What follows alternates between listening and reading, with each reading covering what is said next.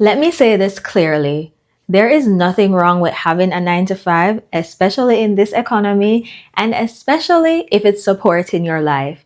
And I think more people need to feel less shame around having a 9 to 5 just because of what people are saying on the internet. Hey everyone, welcome back to my channel. This is a channel that's all about navigating adulthood in different chapters. And as you can see by the title of the video, we're going to be challenging the conversation around 9 to 5s. There's so much discourse around it. Everyone is pretty much telling you to quit your job, go be an entrepreneur, be your own boss.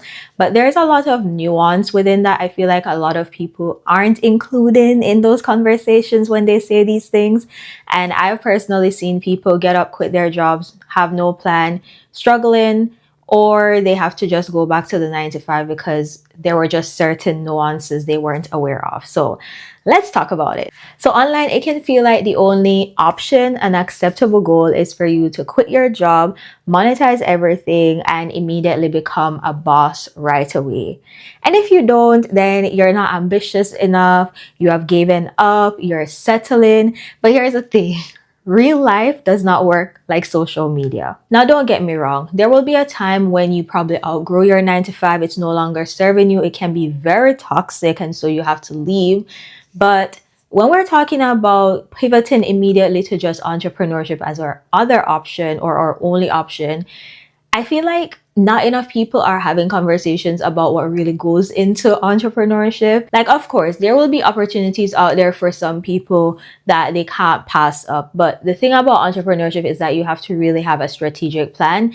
And to be honest, a lot of us who are being pressured or convinced to go into entrepreneurship are not really given the tools or proper advice and reality check of what it actually looks like. You're going from just working a 9 to 5 to now working 24/7. All the pressure is on you. Don't get me started on if you decide to hire people. All of that responsibility is now on you to make sure the business is making money. Staying afloat, you now have people's lives in the palm of your hand that you're kind of responsible for. And this is not to like scare anyone and say, oh, you can't do it. It's just you need to be very aware of what is out there, what you're getting yourself into. Sometimes you just need to leave your current 9 to 5 and pivot to another one. It doesn't mean that you have to become an entrepreneur. And I feel like that is what all of us have been pretty much convinced and told are our options. I'm going to speak from personal experience because I am someone who has been there working a job that was draining. I needed to get out, and even though I was thinking and exploring entrepreneurship on the side, seeing if that was an option for me, realistically, I realized that for my personal situation, it was not the move. I needed to have a job. So even though I wanted to quit that job at the time for my immigration status, it was important for me to be fully employed so that it would help me for my immigration status. It is very hard for you to get certain statuses in Canada if you are self-employed. I wasn't trying to find out. I wasn't trying to go through the extra hell and stress. So I stuck it out as long as I could until that status came through and I was in the clear to pretty much have more opportunities open up for me. So I went from just being a temporary worker to now having permanent residence in Canada, and now I am a citizen. At the time, however, I was trying to move from being a temporary worker status to being a permanent resident. So what was that job? In a nutshell, I was working in the nonprofit sector. Although I really loved my job helping people, it was really emotionally taxing, especially during the pandemic when my job was considered essential. And so I had to go out every single day. At the time, there was no certainty of how this thing was spreading. I remember at one point, we didn't even have the proper PPEs to protect ourselves. All of this was giving me anxiety. And then you're looking at the fact that we had limited resources and more people were in need of help. And there was very little I could do. I did my best to advocate for more collaboration to happen so resources could be shared among all of the organizations who had access to food and what that would look like. Also making it more fair for people to be able to get enough food. Ultimately, I was tired of not only seeing people suffer and seeing that there was not really much that I could do to change anything. I felt like at some point I wasn't really making a difference either. My voice wasn't being heard. On top of that, this was the senior job. Like, I had the most senior position. When it came on to negotiating my salary, because it's nonprofit, you would kind of get the runaround. There was like no real opportunity to really get a proper bump in your salary. At some point, I realized I was making pretty much the same amount of money as the people who were coming to the food bank for help. And that was when I realized, apart from it being very toxic at the time, stressful, I was taking on a lot of emotional baggage and mental load from the people I was trying to help. I ultimately saw that it was time for me to pivot. And so I pivoted into digital marketing, something that I had already developed skills in for quite a while. As someone who started out their digital marketing journey as a content creator, I have another YouTube channel that I started almost 10 years ago, aside from this one. And having that channel is what allowed me, when I was working at my nonprofit job, help me use skills for social media marketing to help, or, our branch with all of their efforts that they were doing to help with visibility, email newsletters, things like that. I started doing by self-teaching myself how to use MailChimp and all these different resources. And so after taking a Meta social media marketing certificate, I feel like that is what really opened up my opportunities and also had given me the confidence to really speak to my experience. And I feel like a lot of businesses and companies at the time were looking for people who had skills in whatever it is that they were looking to hire for. So, lucky for me, while I was making my plans to get out, I was job searching, found a job that was in marketing as a social media campaign manager, my very first big girl job in marketing. I was over the moon, but less than a month later of me starting this job, I got laid off. And we will talk about what that experience was like in another video, but yeah, that happened. But I just wanted to show how it is possible for you to pivot from one career, one job to the next. It doesn't always have to be that your options are just entrepreneurship and that's it. So let's talk about my current situation. So I am currently employed. I have been working with this company for about 2 years now. Actually, what inspired me to do this video is because I got a gift basket from them.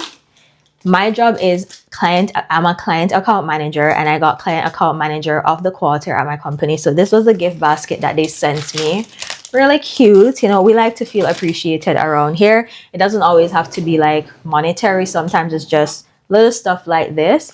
And my company is very big on gifting. It's part of our strategy that we also help our clients with implementing in their own company. And then this was another gift basket that I got recently because my company got acquired by another one. And so this was from that leadership team. But anyways, giving you some background to the things that are around me in the background. But yeah, my current job situation is that I am able to work remote. When I had gotten laid off and I was looking for different job opportunities, I knew that that was something that I wanted. I wanted it to be more flexible in that I wouldn't have to go to the office every single day. I also preferred if it would have been remote so that I could travel if needed and not have to always worry about taking vacation time for me to travel. Like, I would be able to travel because I am working remotely. I'm still getting my job done. As long as there's internet, your girl can still work. And it has been 2 years now, and over the course of that time, I've just learned how to leverage different things in my 9 to 5 that can help me think about my next steps of what that would look like. So I leverage any opportunities they have for improving my skills by doing any courses that would help me. There are certain new skills I'm trying to learn, especially with AI. We all know AI is here to stay. I personally have my own feelings about it and how it's used unethically and all these things. But I feel like it's important for me to just be aware of how some of these tools are used so that I can continue to be valuable, because they are finding every which way to kind of try and replace people by using AI. And luckily for me, there are just some jobs that AI could never do. But that doesn't mean that they aren't working on ways to get rid of my job. So we are going to stay abreast in learning about AI. I actually saw a video the other day on Instagram. If I can find it, I will put it on the video. But there was this guy who was talking about the whole 9 to 5 debate, and that what happens is that a lot of people's mindset is what the problem is. You can be in a 9 to 5 and you learn how to leverage the resources at your 9 to 5 to then help you take things to the next level. As much as I would love to go full-time with being a content creator, I know that throughout the different chapters that I've had in my life, that was just not the case for me. I needed like a certain level of stability. And I know that a 9 to 5 doesn't guarantee stability. But when I say stability, it's like I would rather, for at least an extended period of time, I don't have to worry about where my paycheck is coming, where the money is coming from for me to pay my rent, because the bills are going to have to get paid regardless.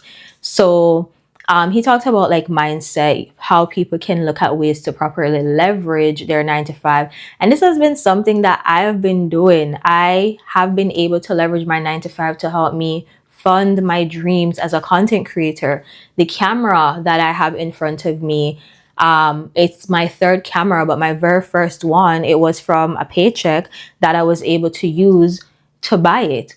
Over time, as I am building up, these skills and be more consistent with content, it was money from my 9 to 5 that allowed me to buy the equipment, the tools that I needed for me to make content, which eventually I could have as a side business. So at the moment, I have a side business and I'm also working a 9 to 5. So I had mentioned in my very first video, some of the topics I want to talk about have to do with finance, how I was kind of a late bloomer when it came on to things like investing and whatnot. But for me, I feel like it's very helpful when you don't have to stress too much about money. So it's smart for you to be able to supplement certain areas of your expenses where you can use the 9 to 5 money for more of that, and then find ways to supplement if you wanted to invest more or put more money in your savings and all of that. And that can be done and leveraged through your 9 to 5. Another thing, y'all, benefits. Who don't love benefits? I know I do, okay? It is not cheap out here to get a lot of the services that we need when it comes on to medical related stuff, even stuff like self-care, like getting a massage. Imagine having to pay out of pocket $200 and something every time. No, insurance can cover that. And based on the company that you work at, there can be different benefits that they offer. Like they might have maternity or paternity benefits where they give you a little extra on top of what you might get for your EI, which is employment insurance here. That's what we call it in Canada. So there's just different ways. Like you just have to find the angle that works for you.